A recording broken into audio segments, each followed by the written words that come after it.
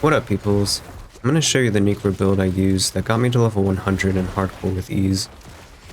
I'd seen all the improvements to the game with loot coming to Season 4, and since I'd already completed my Renown in softcore, I decided to play my level 50-ish hardcore Necro and complete the Renown there as well.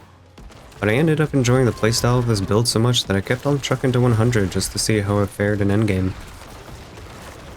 So basically, too long didn't watch, this is a Blight and Corpse Explosion build.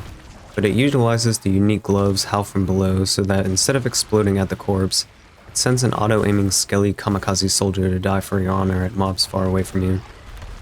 The reason I prefer this in hardcore is because it makes it a lot safer when it's paired with Blighted Corpse Explosion, which leaves pools of blight all over the screen causing massive AoE dot damage that just melts the entire screens at a time.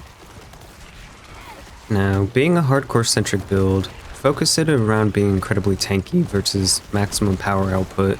So if you play softcore, you could definitely up the damage a lot more by messing around with the Paragon Board. But honestly, I can do all the content like Duriel just fine, so I'd leave it be. Being able to eat massive damage hits from elites just gives such a peace of mind.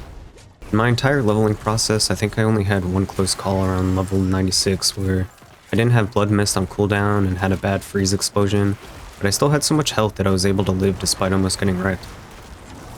I'm going to link my build in the description below, so I'm not going to go over every Paragon point or every skill, but I'll quickly run over the key points that make this build what it is. So the rotation goes something like this. I start off with Blood Mist because I have Ghastly Blood Mist that drops corpses while I'm misting, and because I use the Explosive Mist aspect, it'll automatically corpse explosion those corpses. This starts off a chain reaction, where that kills off the weaker mobs, creating even more corpses, and because I also use the Ring of Sacrilegious Souls, it then automatically casts even more corpse explosions, which, because remember I have Howl from below, makes my Kamikaze skeletons just auto-aim my Blight pools to go wherever the mobs are on the screen.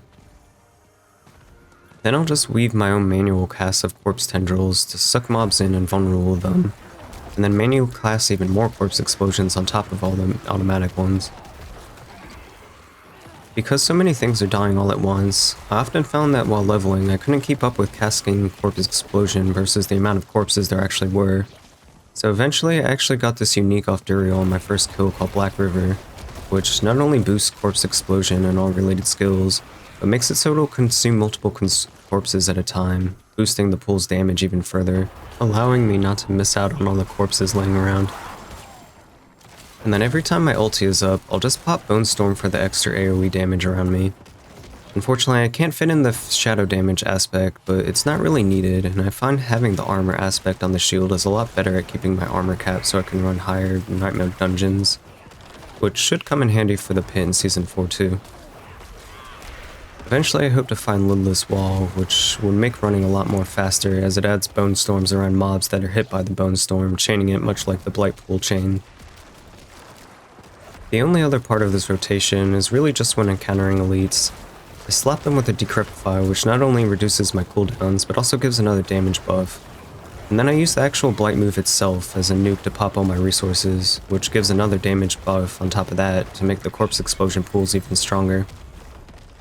Usually at this point, Blood Mist should be off cooldown from the initial pool, and you can reserve it as kind of an oh shit moment if things get dicey. Now in my opinion, going over the Paragon board in a video is kind of stupid. I never end up watching those in other people's videos because I'd rather just look at the board myself versus hearing the explanations. But I'll just go over the general path I take to kind of give an overall sense of the board. Now remember, I'm going to link the build in the description below, so you can kind of skip this if you don't want to see it, but if you do, then here you go. In the first board, I get Territorial to get damage and damage reduction, and then I pass the Wither in the next board to increase my shadow dot damage. Then I pass over to Scent of Death to get even more damage reduction from having corpses nearby. You'll notice a trend of focusing on tankiness here. And then I get Exhumanation to make it so that popping corpses grants me Fortify, which if you didn't know how Fortify works, basically you'll get all of its bonuses so long as your health is below the Fortify health, which will happen all the time since you'll be popping corpses all the time. You'll almost always be full Fortify, and getting hit once by anything will drop you below this to grant you this little bar around your health globe signifying that you have the buff. Just make sure to try to hover around 90% health and not use your potions until needed so that you retain the buff. But if you forget, it's not that huge of a deal.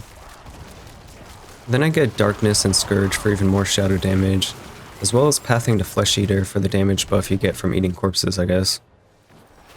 And then in the final board, I just get Exploit to enhance the vulnerability damage from using Corpse Tendies. And yeah, that's pretty much it. You're gonna obviously want to sacrifice all your minions for this shadow damage, vulnerable damage, and attack speed respectively. But again, all this will be on the build guide that I link. Sorry if you're the type that doesn't mind pausing the video to copy an info, I just think it's easier to look on the build site. But you can check out the rest of my defensive aspects and the gear I use, like T-Bolt's Will for my pants, which gives a nice resource build when entering Blood Mist.